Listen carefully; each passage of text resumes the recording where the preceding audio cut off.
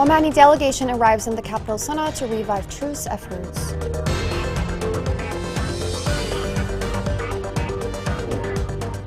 The U.S. envoy Tim Linderking rejects Houthi threats to escalate and calls for supporting intra-Yemeni talks.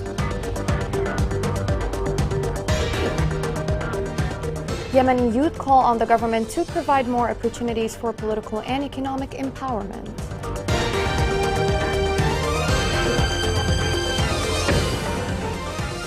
Welcome to Yemen Today TV. This is the English news with me, Shaza Abdelbay. Yesterday, Omani delegation arrived in Yemen's capital Sana'a in an attempt to encourage the Houthi militia to accept a UN proposal for resuming a truce with the Yemeni government. This report has more details. An Omani delegation arrived in Yemen's rebel-held capital Sana'a in a bid to persuade the Houthi group to accept a UN proposal for resuming a truce with the Yemeni government. The delegation was scheduled to hold talks with top Houthi leaders in the coming hours. The Omani delegation's visit comes at a time when the Iranian foreign minister is visiting Riyadh to push for the peace process in Yemen. The visit indicates progress in the Oman-mediated consultations between Riyadh and Sana'a, which run in parallel to UN peace efforts.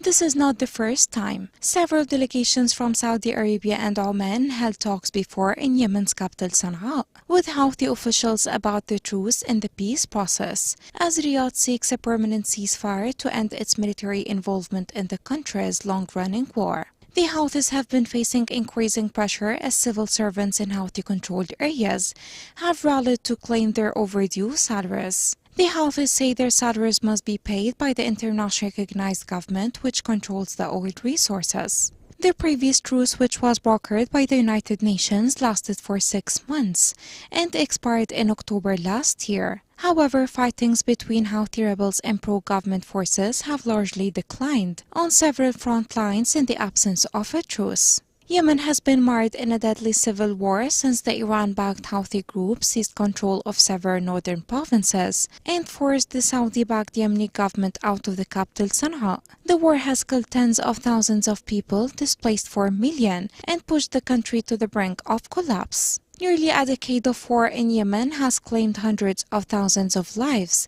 both directly and indirectly, and triggered what the United Nations has called the world's worst humanitarian crisis. The rapprochement between the two regional rivals, Iran and Saudi Arabia, has fueled hope of reduced tensions in the Middle East, particularly in Yemen. UNICEF warned that millions of children in Yemen are at risk of disease if they don't receive routine vaccinations. In a statement, UNICEF stated that the lack of timely funding puts millions of children at risk, as more than 1 million children under the age of 1 will miss routine vaccinations. Among them, 1.8 million children who will have access to safe drinking water and 500,000 will not have access of education. A leaked document revealed that the reason why the Danish Council stopped its program to provide humanitarian aid for emergency cases in Al Jouf. The reason for the suspension is that the Houthi militia looted all the money provided by the Council and deprived citizens of its benefits. The document showed that the Houthi militia, through the management of Al Hazm Hospital 30 in Al Jouf, looted the equivalent of more than 3 million Yemeni riyals. Director of the Office of Organization Affairs in the West Coast held a coordination meeting with the Director of the Office of the World Food Program in Taz. The meeting reviewed a number of issues related to the program's projects, facilitating payment for the targeted groups. The meeting dealt with the websites about allegations of preventing the World Food Program from operating on the West Coast. Yemen. The worst famine the world has seen in 100 years. Right now, over 8 million people are facing starvation. Since the beginning of the war, 85,000 children have died due to the lack of food. We cannot allow this to continue. The Yemeni people can't wait. Linderking emphasized the need for measures to achieve a ceasefire and formulate a dialogue framework, which will be an important point of his meeting with the Yemeni government. This report has more details. U.S. Special Envoy for Yemen Tim Lenderking dismissed Houthi threats of escalating military action and targeting neighboring countries and their vital installations, notably Saudi Arabia. The diplomat also addressed the severe threats of targeting U.S. naval forces and called for boosting efforts to achieve a cessation of hostilities and engaging in Yemeni dialogue. The U.S. envoy emphasized that this is a time for dialogue, not a time for any party to threaten others, urging Houthis to refrain from using a language of threats. Lenderking noted that, despite the positive developments taking place, the Yemeni people have not yet experienced the benefits of the ceasefire, and he called upon the international community to support any genuine Yemeni dialogue. Meanwhile, the Kingdom of Saudi Arabia doesn't see a divergence between its stance and the position of the U.S. administration regarding the Yemeni war termination. Lenderking had affirmed that his visit to the region aims to participate in laying out the priorities for diffusing the Yemeni conflict in line with the decisions of the Biden administration. He highlighted positive changes that have occurred during over a year of the ceasefire, citing progress made towards resolving the safer oil tanker crisis. The temporary truce in Yemen has eased some hardships. However, the country is still facing a dangerous food crisis in which 19 million people are going hungry, as UN officials said. The renewal of the truce agreement was a much-anticipated development for millions of Yemeni children and their families, and offers a moment of hope that would have led to a lasting peace. Lenderking also emphasized the need for measures to achieve a ceasefire and formulate a dialogue framework, which will be the focal point of his meetings with the Yemeni government and coalition nations governments. 4 people died and others were injured in traffic accidents that took place in a number of governorates on Wednesday. According to a security source, 4 people died in accidents in Taiz, Al-Dala and Hadramaut, while a traffic accident caused 2 serious injuries in Hadramaut. The accidents varied between 3 crashes, 4 coups and 1 run-over accident. A human rights report revealed that the Houthi militia committed about 2,000 violations against people in areas under their control. The Yemeni Network for Rights and Freedom said that among the documented crimes are about 1,000 grave violations, from murder, kidnapping, and looting of homes. The report monitored 486 killings and 284 various cases of injuries, as the murders varied between 183 direct killings and 18 field crimes. Yemeni youth excluded and marginalized in Yemeni society are demanding political empowerment and inclusion in decision-making positions. Despite their capabilities, this segment of society remains far from the government's priorities. This report has more details. While youth is a vital developmental muscle and a driver of progress, it is a squandered resource in Yemen. In light of the International Day of Youth, social and study centers sought to find a foothold for young people in decision-making centers. The current state of affairs in the country and efforts to end the war in Yemen and transition towards peace can only be achieved through the participation of women and youth. To discuss peace is to discuss the future and young people, who are the primary units in education, employment, and civil society. The burgeoning capabilities of youth are often overlooked, only utilized under exploitative terms and celebrated on national holidays. For young people, however, their needs are much greater than just a passing celebration. Youth today needs empowerment. Despite receiving an education, many are lost and lack the foundations to step into leadership positions. We need specialized recruitment and training centers to enable young people to be decision makers. Young people have had a positive role during and post-war. Children have contributed greatly to humanitarian and relief efforts, healthcare, education, awareness raising and rehabilitation. The youth has established numerous workshops to raise awareness of the dangers of drug consumption and control. Unfortunately, the government has played a minor role in promoting youthful capabilities. Yemeni youth continue to be victims of the absence of official public policies and civil society organizations that may exploit their labor without investing in their potential. Coming next in the news.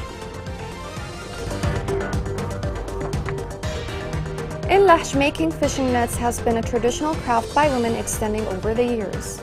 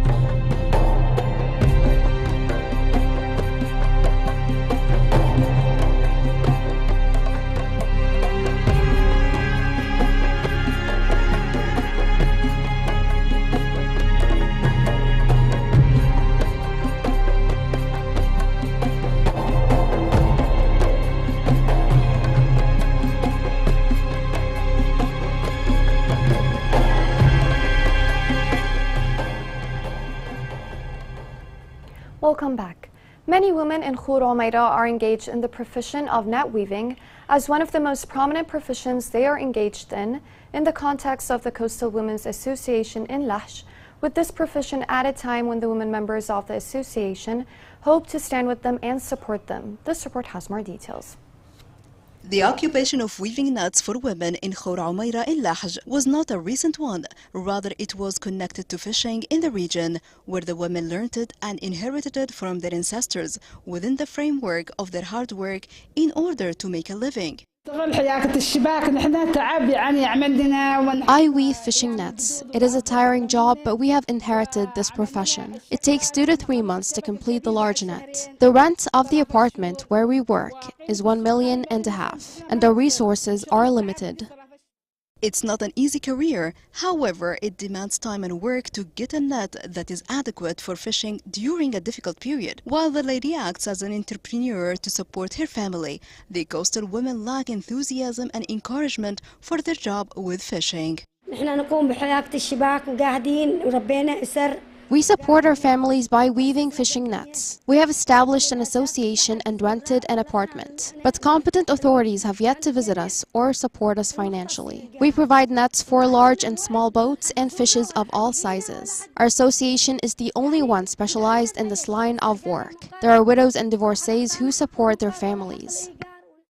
It takes time and effort to get a net that is good enough for fishing at a challenging time. It's not an easy career. The coastal women lack motivation and encouragement for their work with fishing, whereas women work as entrepreneurs to support their families.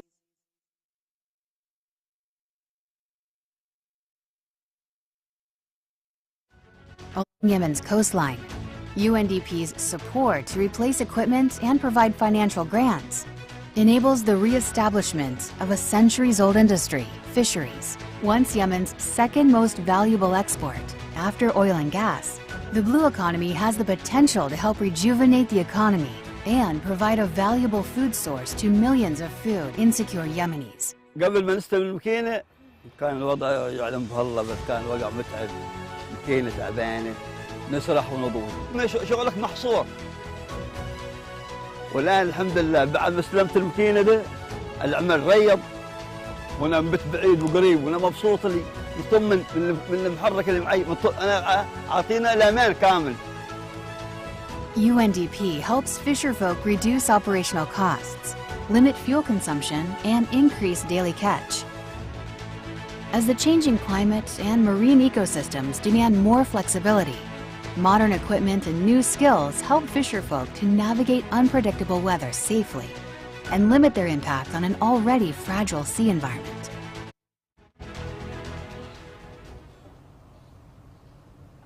A Yemeni antiquities researcher revealed a rare Yemeni antiquity bronze plate that will be displayed in an auction next October.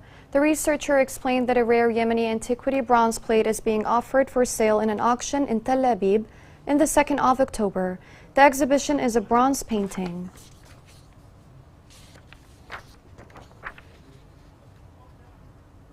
Local sources in Ibb said that the rains besieged the homes of the citizens in the capital of the governorate.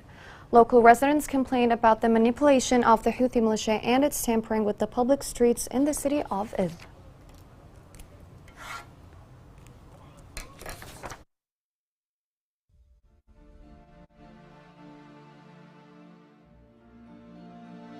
بن ثياب نشطط يعني ثياب نروح عن القرى نحوس وهذا نروح بثياب ونصلحها مآوي وكراتين من الشوارع.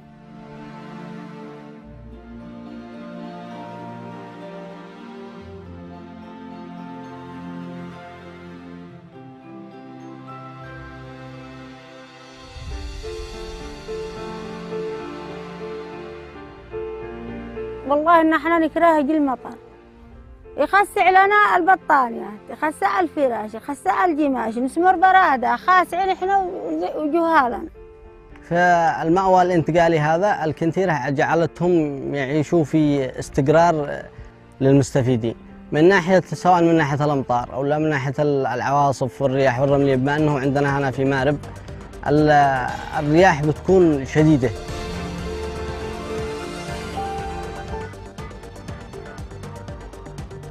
Here's a reminder of the main headlines. Omani delegation arrives in the capital Sana'a to revive truce efforts.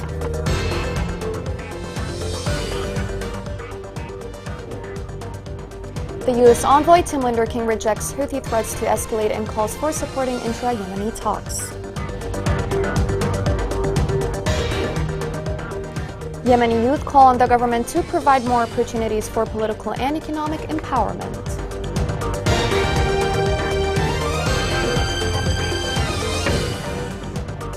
This is the end of the news. It was Shazad Abdelbaei. Thank you for watching.